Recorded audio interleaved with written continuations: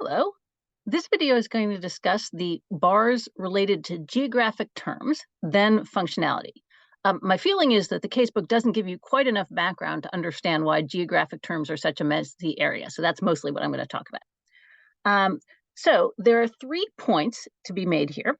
The 1993 change to the Lanham Act was made to conform with our international commitments in terms of barring the registration of primarily geographic misdescriptive terms. So you can register glass wax for a polish with no wax in it if you prove secondary meaning. That's a deceptively misdescriptive mark. But you cannot register a geographically deceptively misdescriptive mark, even one that has secondary meaning. The rationale is Europe protects geographic indications of origin more aggressively. They don't like it when geographic terms are used by producers from outside an area. This also explains the TRIPS prohibition on using geographic indicators for goods produced outside that place, even with distinguishing terms like style or type. Under the Lanham Act, then, the questions that we ask about registration of geographic terms start off very similar to the questions we ask about descriptiveness and deceptiveness, but then they take a turn. They are geography specific, of course. So we start with the example of Newbridge for cutlery. The question we first ask is Newbridge generally known to the public as a geographic place? No. Therefore, we stop our inquiry there.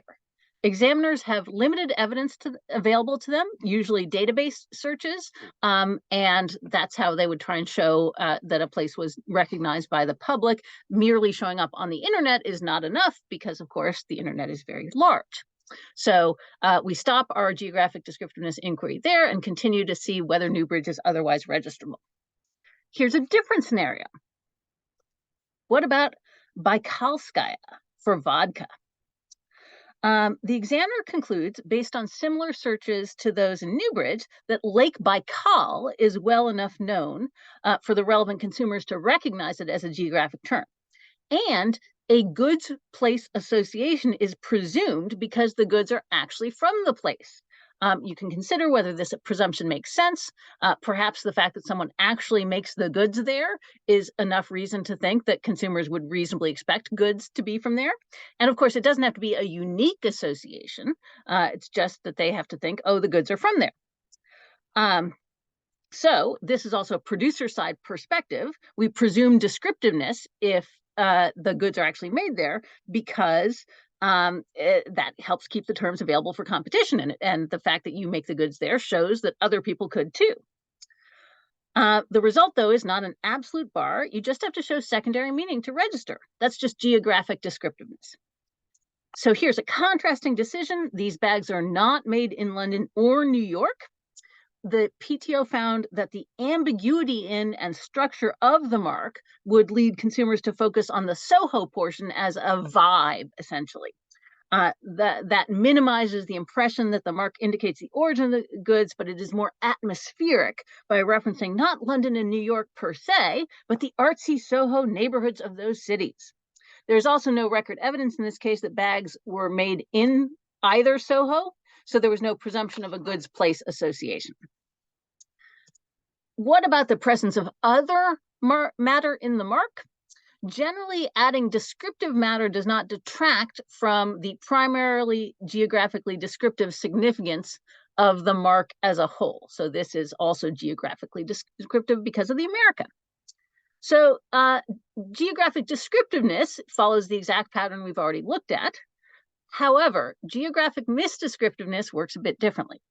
So let's consider Alaska bananas. Is Alaska primarily a signifier of geographic origin of goods? Yes.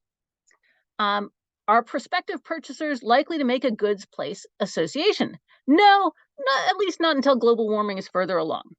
The result of that is that Alaska for bananas is arbitrary or suggestive, and it is immediately registrable.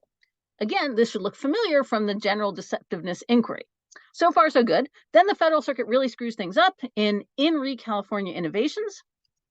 So here are some samples of the goods and the proposed mark in California Innovations for thermal insulated bags for food and beverages and thermal insulated wraps.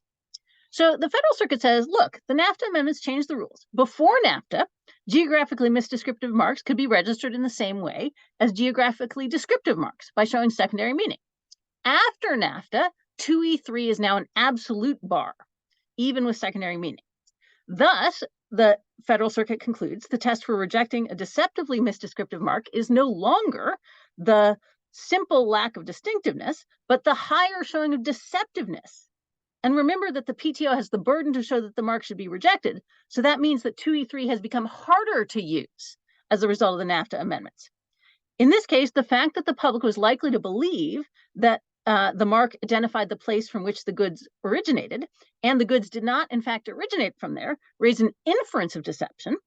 But the Federal Circuit said a mere inference is not enough to establish the deceptiveness that brings the harsh consequence of non-registrability. Instead, the PTO has to show that the goods place association is material to consumer decisions to purchase. So now there are identical legal standards for under Section A for deceptiveness and Section E3 for geographic deceptive misdescriptiveness. We could even rename it geographic deceptiveness. So the result here is the term primarily misdescriptive of the geographic origin of the goods? Yes. If so, are purchasers likely to associate the goods and the place? Yes. If so, is the misdescription likely to affect the decision to buy? No. They would believe that the bags came from California, but they wouldn't care. Under this rule, the mark is not geographically deceptively misdescriptive. This is messed up. The NAFTA amendments clearly intended to make misdescriptive geographic terms unregistrable, whether or not origin was material at the time.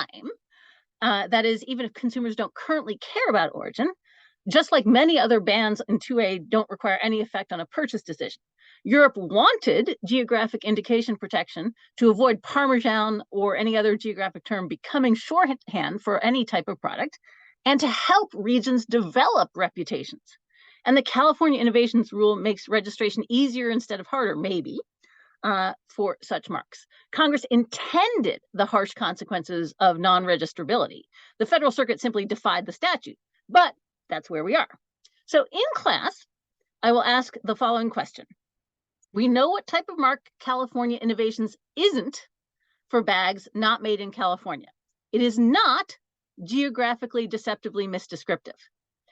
The question that I will ask you to answer in class is, what type of mark is California Innovations for bags not made in California?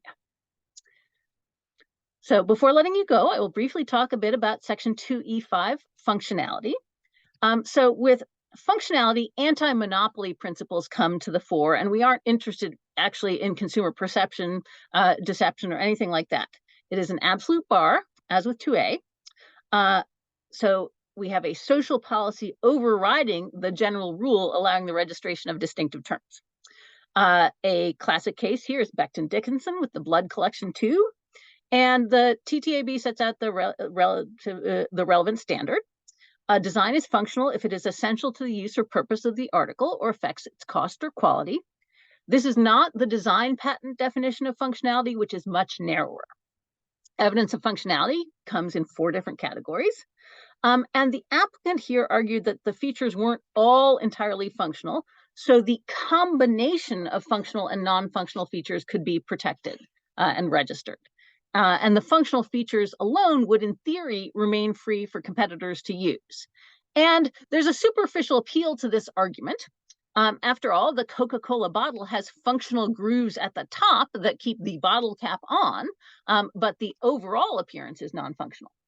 The distinction here is that the non-functional elements were insignificant, and the PTO didn't think that consumers would even perceive them, thus making it impossible to distinguish them from, protected and unprotected. The policy reason underlying this is that a registration will have a scope.